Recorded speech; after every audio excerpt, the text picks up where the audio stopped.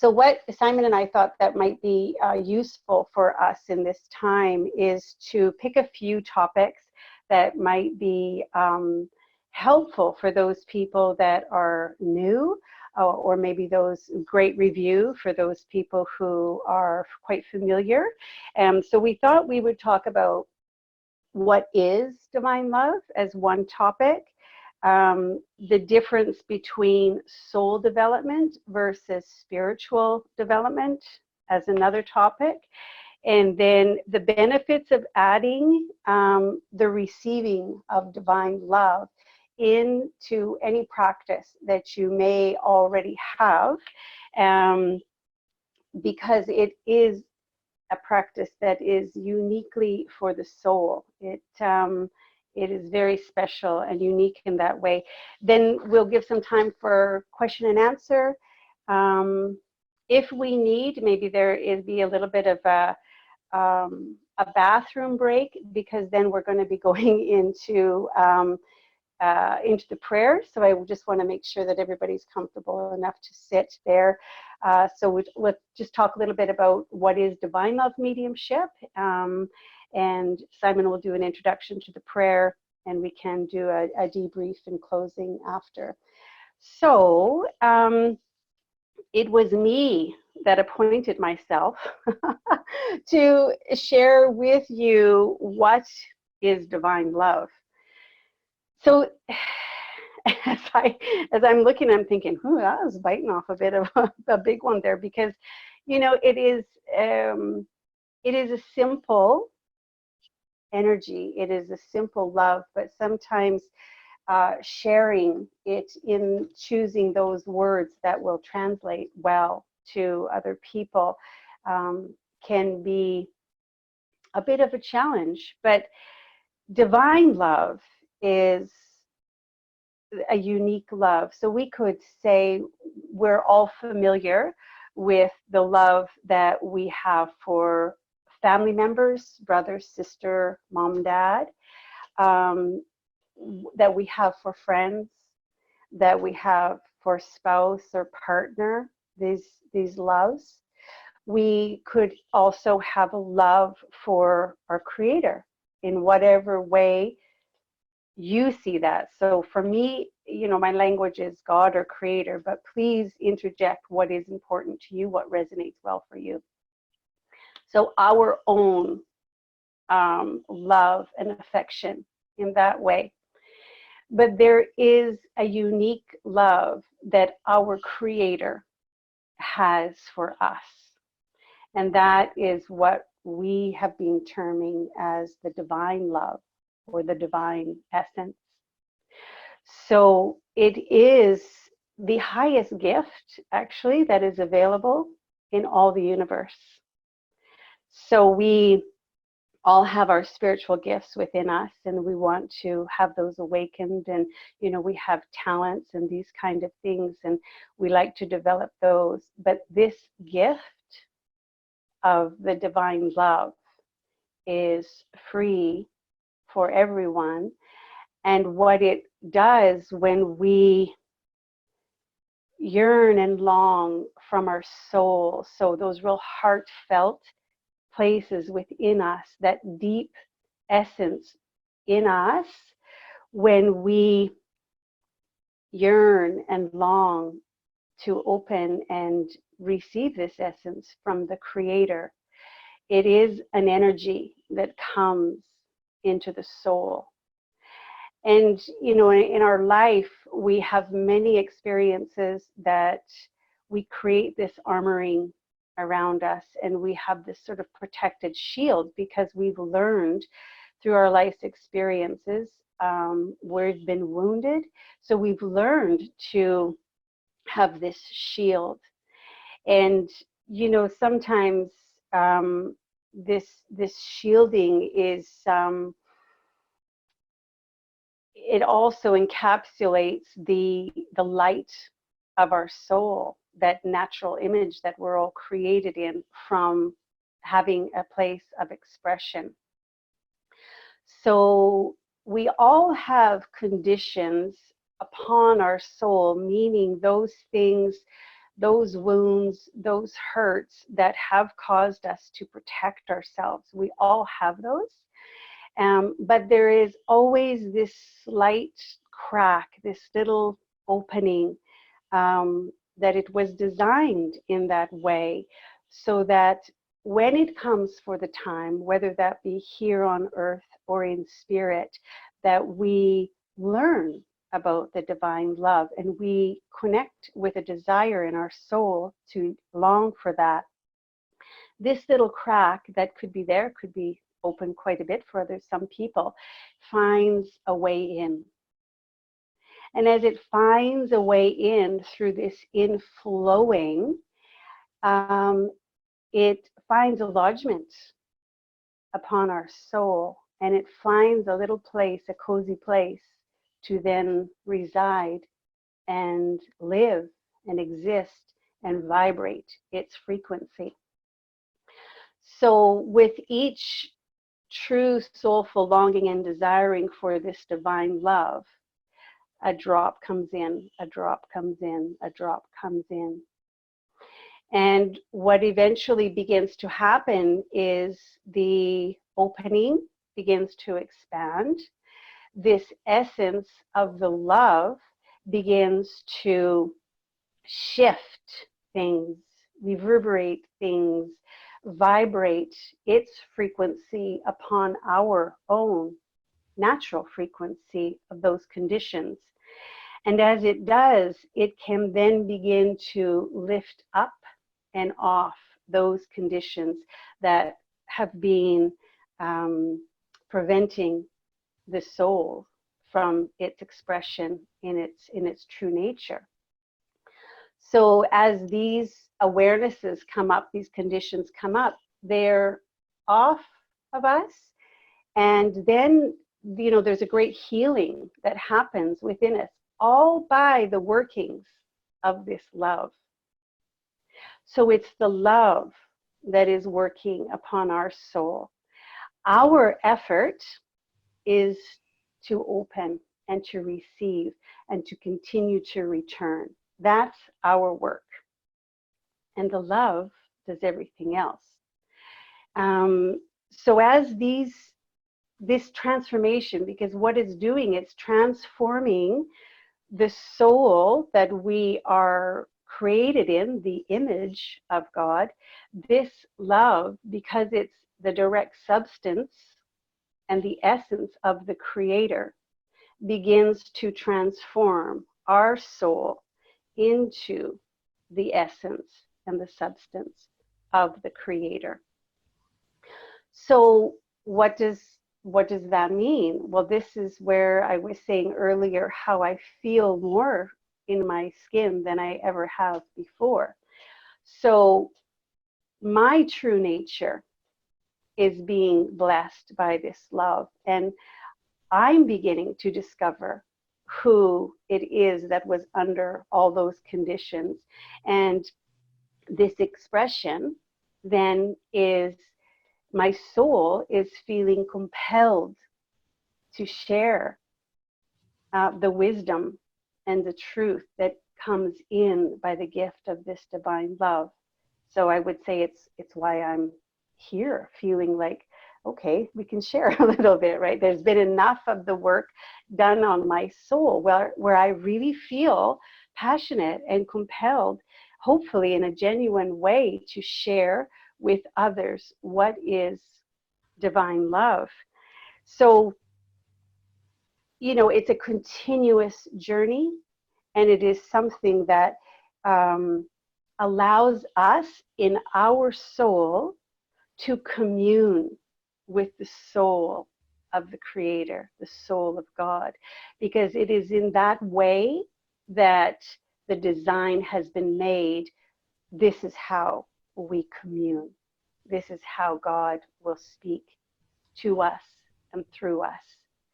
So some of us can have, to a degree, an understanding of our soul, a feeling of our soul.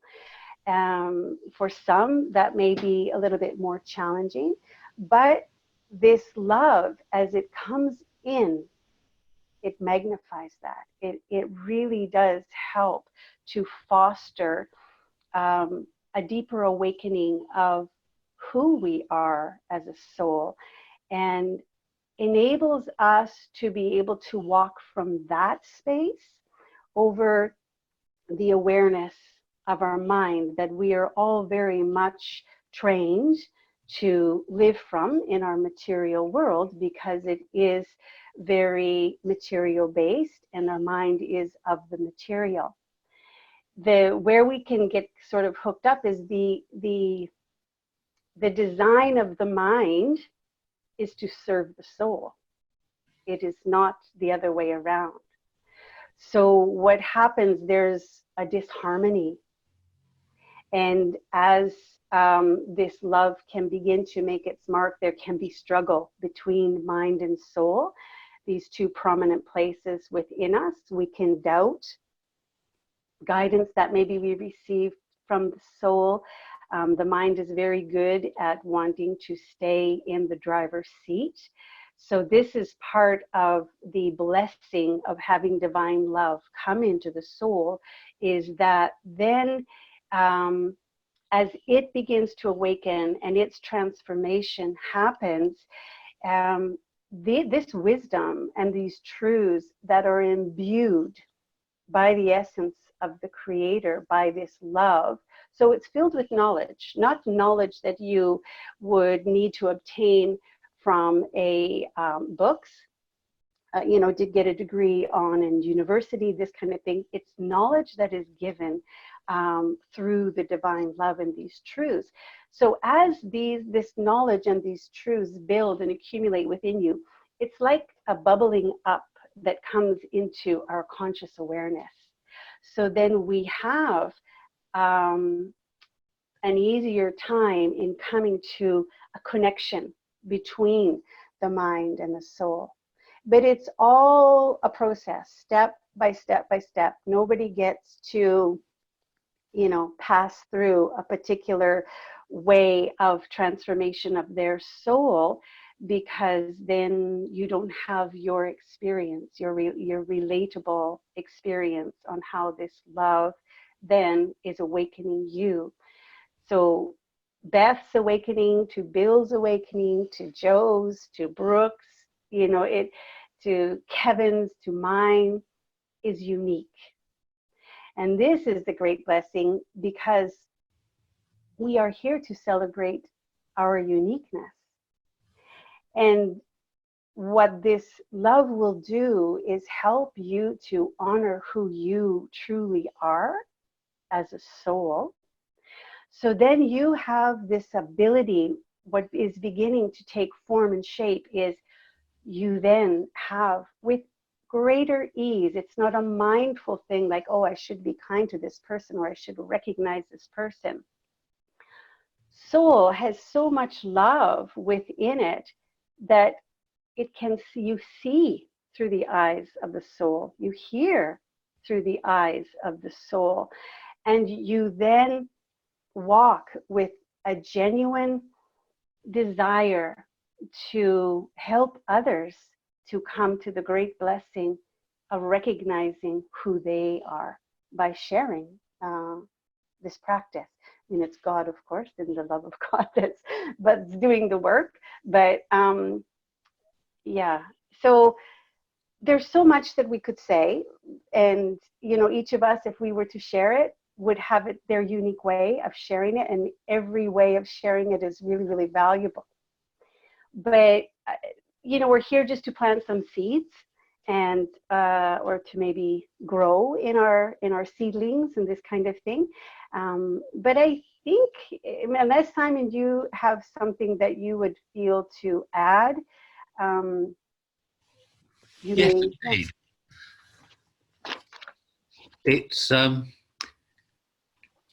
It's so easy, isn't it, to complicate how things are, and it has to be really simple. I believe Jesus said something to the effect that unless you're like little children, this is what you need to be, or the way you need to receive in order to achieve the kingdom of heaven. Now, why is that? It's because the receipt of that love is, because it is just a desire, it's available to any level of intelligence. In fact, the intelligence is not required. It's because it's an emotional response. So at any state, anyone is capable of this, and it's set up exactly that way. So you can't think your way into it. So that's a really important thing. The other thing is, it is, as Maureen said, a gift. You're not going to get it unless you ask for it. You have to want it. So that is possibly one of the reasons why there are many people out there following various spiritual practices. And unless they're asking for that additional element from the Father, from our Creator, whatever you want to call him, unless they're doing that, what they're doing is developing the natural love which is there in them now. And that is a beautiful thing.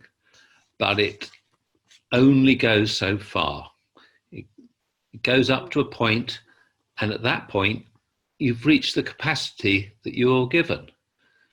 This is so different because we're actually asking for the actual real substance of the Father, who's just coming into us and changing us.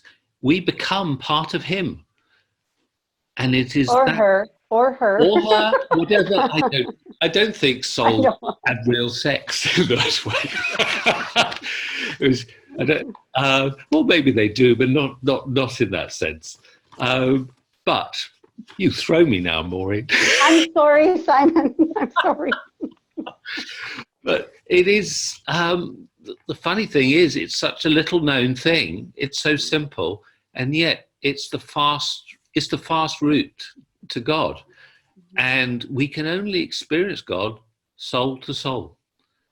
You can't experience him any other way.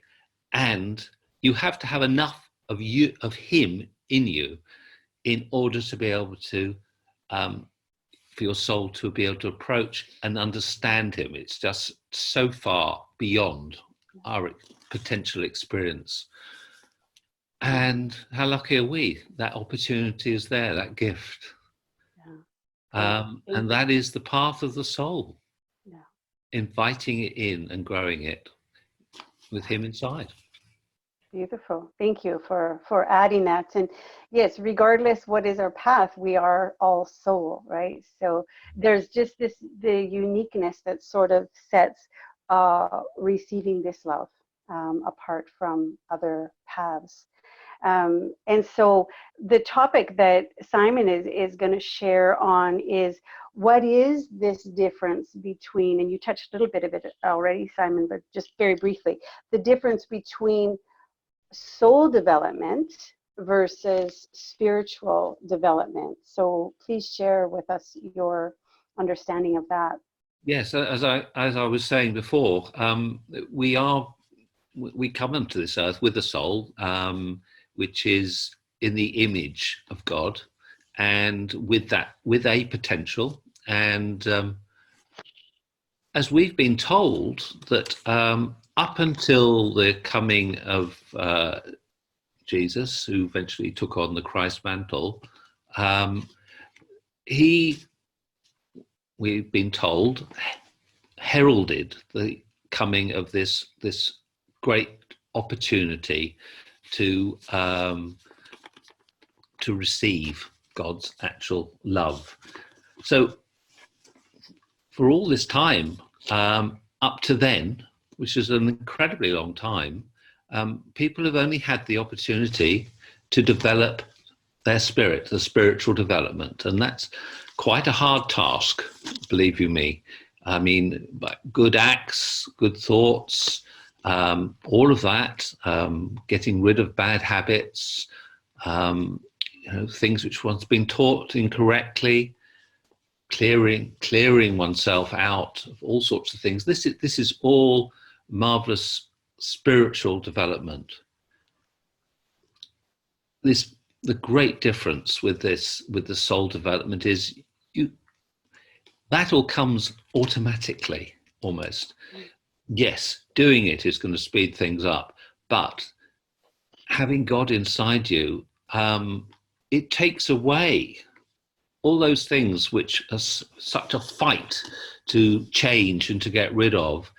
It, as soon as he's in there and enough of him, there's no place for them. It's gone. You're a different person. Still there, still you, still a personality, but that other aspect is all made easy because there he is inside you.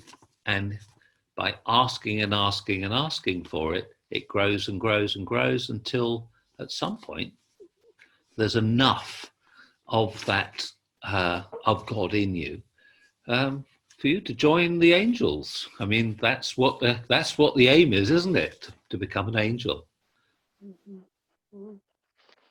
Beautiful. Thank you. Thank you. It's important maybe to make that distinction between developing the soul over developing the spirit of us, which of course, like you said, is very important.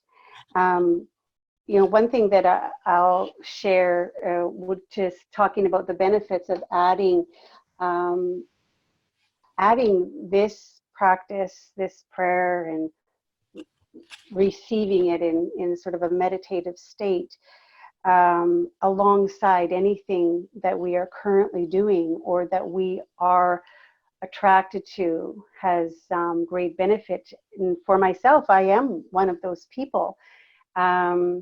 I teach and practice Reiki, so that is a energy healing practice, and I teach and practice Kundalini Yoga.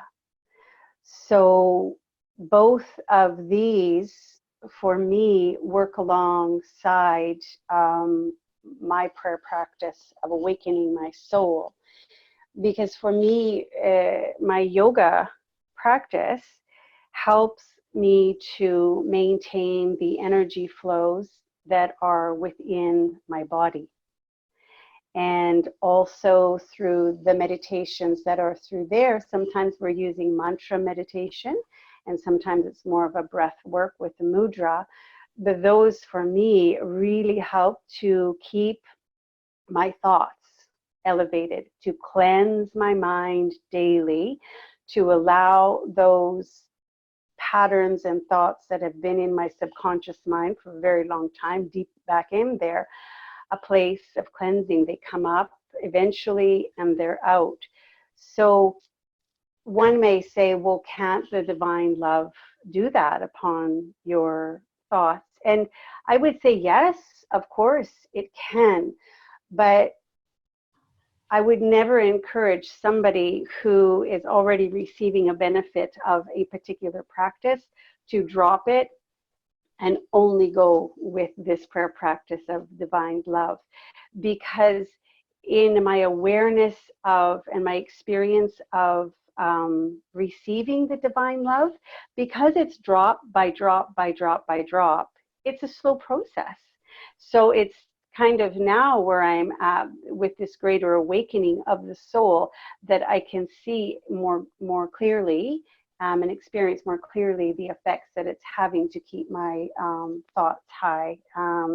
But the yoga practice, our physical body and our mind are there to serve our soul as well. Because if we're broken down and not having this ability to carry the soul to around our beautiful earth to do its mission, then we're only, in my humble opinion, serving one part of what I see is the Trinity that we are, body, mind, soul.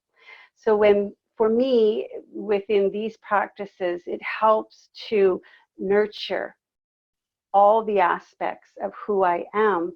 And then this beautiful meshing takes place and facilitates and fosters one another. if I speak with about Reiki and, you know, other healing energies that people can practice, what these are earth energies that we're healing with that are really beautiful and very, very dynamic. When we think about incorporating, or how would the divine love then be able to be added onto that? So because the divine love is required for each individual soul to long and yearn for, so it's their own responsibility. I, as a practitioner that people are coming for let's say, you know, a session of Reiki, cannot transmit that. But what I have seen happen in my practice is a transformation of the gift of healing and the energy flow that I have been able to connect with and contain and maintain to be able to come through. So by adding this, for me, I do add in this prayer practice into healing sessions, because I know the power of the energy flow that it can bring forward, what it will then attract, because all of our thoughts and our actions are attracting something to us. So when I incorporate the divine love, the energy and the essence of that to come into my soul, I become a steadier conduit, but also can attract our celestial angel teachers and healers to work with me and alongside me. So we all have spirit around us. And so what I've noticed in my own life and the practices that I'm attracted to, that I've already been experienced with and teach, that there's a great benefit to having it come alongside something that you are already currently engaged in. So we are by no means here to say, please stop what you're doing and do this only. Please add it, and those things that no longer are there to serve you will just naturally fall away. And you know, it's not anything that we need to push or we need to pull. It's just by inviting into this love into our lives, great harmony becomes our existence within us and around us.